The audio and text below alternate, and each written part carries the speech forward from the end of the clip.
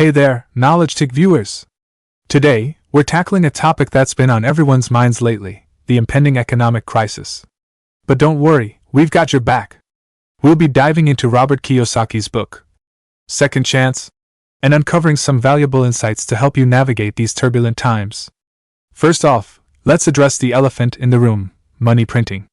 Governments love to use fancy terms like quantitative easing, but let's be real here.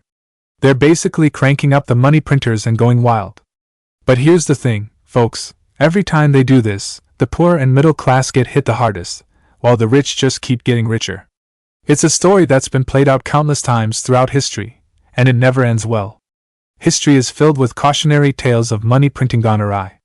The Roman Empire, Germany after World War I, Zimbabwe, the list goes on.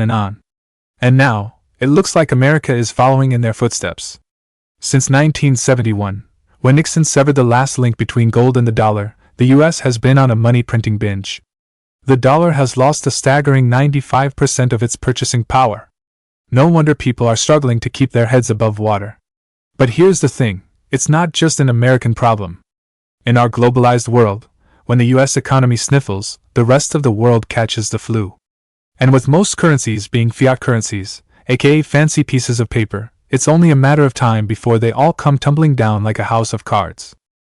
So, what can you do to safeguard your financial future?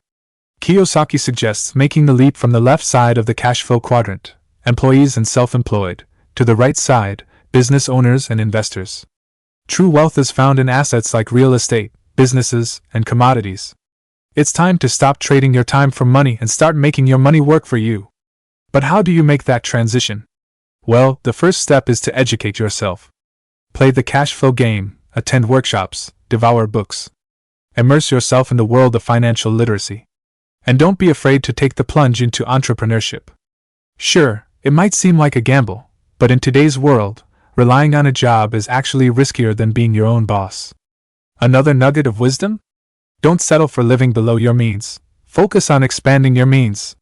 Instead of pinching pennies on your daily coffee, find ways to afford even more of life's little pleasures. Ask yourself, how can I afford it?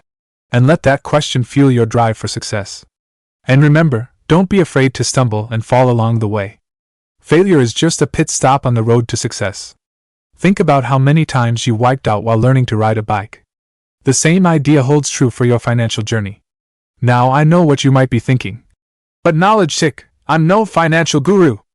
How can I possibly make sense of this crazy economic roller coaster? And that's a totally valid concern. We're not here to give you a cookie-cutter solution. Everyone's situation is unique, and what works for one person might not work for another. The key is to do your own due diligence, arm yourself with knowledge, and make informed decisions based on your specific circumstances. Don't just blindly follow our advice, or anyone else's for that matter. This is your life, and you're the one calling the shots. Let's dive a little deeper into some of the key concepts we've touched on today.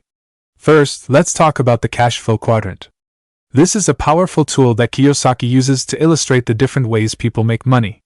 On the left side, you have employees and self-employed individuals. They trade their time for money and are often at the mercy of their employers or clients. On the right side, you have business owners and investors. They have systems in place that generate income, even when they're not actively working.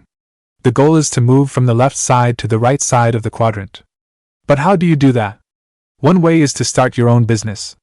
Now I know what you might be thinking. But Knowledge Tick, starting a business is so risky. And you're right, it can be.